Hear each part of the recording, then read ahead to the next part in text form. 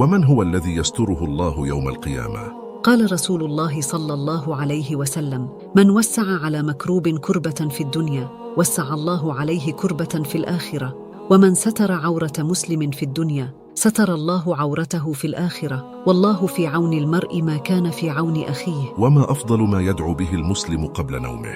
قال رسول الله صلى الله عليه وسلم: من تعار من الليل فقال: لا إله إلا الله وحده لا شريك له، له الملك وله الحمد وهو على كل شيء قدير، الحمد لله وسبحان الله ولا إله إلا الله والله أكبر ولا حول ولا قوة إلا بالله، ثم قال: اللهم اغفر لي، أو دعا استجيب له، فإن توضأ وصلى قبلت صلاته. وحين يستيقظ يقول: حسبي الرب من العباد، حسبي الخالق من المخلوقين، حسبي الرازق من المرزوقين، حسبي الذي هو حسبي، حسبي الله ونعم الوكيل، حسبي الله لا إله إلا هو، عليه توكلت وهو رب العرش العظيم.